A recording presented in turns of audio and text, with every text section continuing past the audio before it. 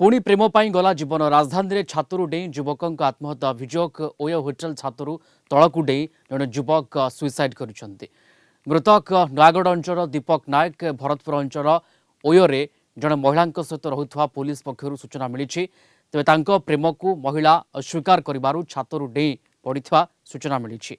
भरतपुर थाना पुलिस मृतदेह उद्धार कर तदंत करुचे गत 11 तारिख में उक्त महिला सहित दीपक झगड़ा होता सेतेबेले रूम रे महिला समेत अन्य दुई डांसर युवती थिबा सूचना मिली गत 11 तारिख राति छातरू डेई आत्महत्या करथिले दीपक तो होटेल पछपटे मृतदेह 3 दिन धरी पड़ी रही दुर्गंध हेबा परे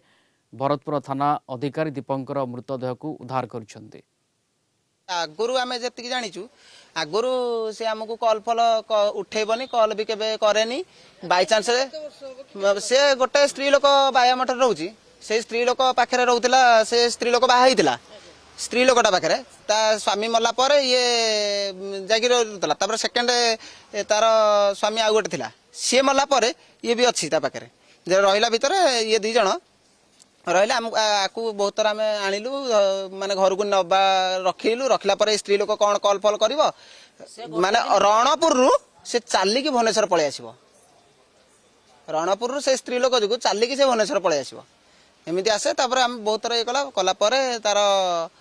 बांग्लोर से निजे निजे पलैला से स्त्री लोक को लेकिन जाइए न जाइए आम जानू बाकी जी जानार एवं जाना पाचे से स्त्री लोक सहित ही बांग्लोर से थिला बांग्लोर रू आसती के 11 तारिख आसती पुलिस वाले जहाँ कहवा कथा 11 तारिख आसती आम जानू 11 तारिख से आसती बांग्लोर आसला आम देखिलु यही केसटा है से स्त्री लोक सहित से रूम रे थिला आम देखीचु से आज जदि जहाँ भी है से स्त्री लोक जो ही कलिंग प्रतिनिधि संदीप दास जोड़ी होती आम सहित फलानी संदीप एक तरफा प्रेम ही आत्महत्या कथा पुलिस प्राइमरी इन्वेस्टिगेशन कौन कहूँ प्रकृत में एक तरफा प्रेम ना आउ किछि कथा आउ किछि कहानी एथरे लुचि रही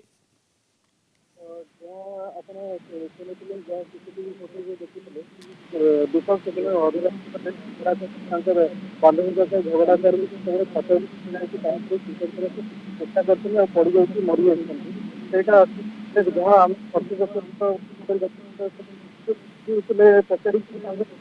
कहवा कथा जो सेदिन बांधवी आसी पचार झगड़ा पड़े गले होटेल गेट बंद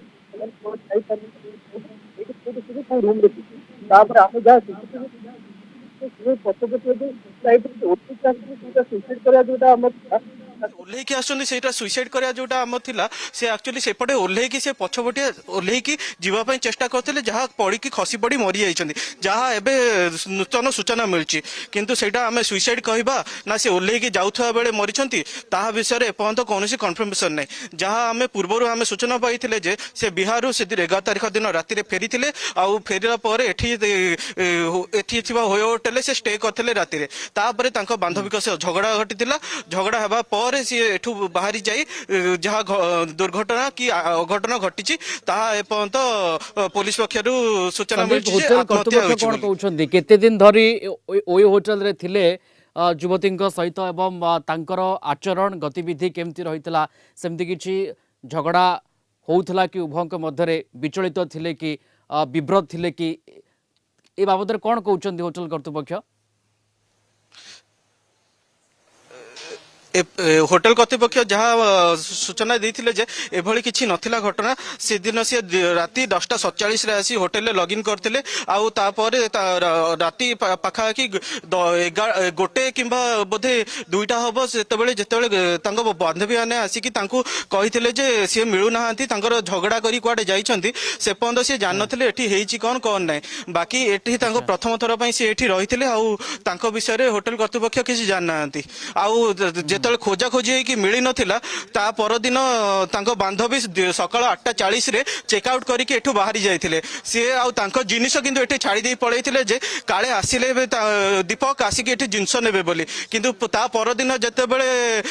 घर लोक देखिले ये जिनिस एपर्यंत कहीं आसी ना किंतु गंध होची किछि जेतेबेले खोजिले पुलिस को सूचना देले देखिले जे घर ठीक पछपटे गोटे डेड बॉडी पड़ी रही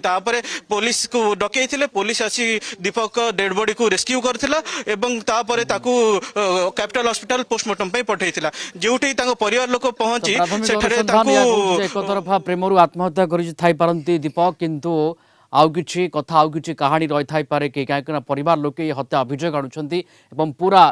ଦିଗକୁ ନେଇକି ଅର୍ଥାତ୍ ବିଭିନ୍ନ ଦିଗକୁ ନେଇକି ବର୍ତ୍ତମାନ ସମୟରେ ପୋଲିସର ଖୋଳତାଡ଼ ଜାରି ରହିଛି ଧନ୍ୟବାଦ ଯୋଡ଼ି ହୋଇଥିଲେ ସନ୍ଦୀପ ଦାସ କଳିଙ୍ଗ ଟିଭି ପ୍ରତିନିଧି ଲାଇଭ୍ରେ ଥିଲେ ଏ ସମ୍ପର୍କରେ ବିସ୍ତୃତ ଆମକୁ ସୂଚନା ଦେଉଥିଲେ।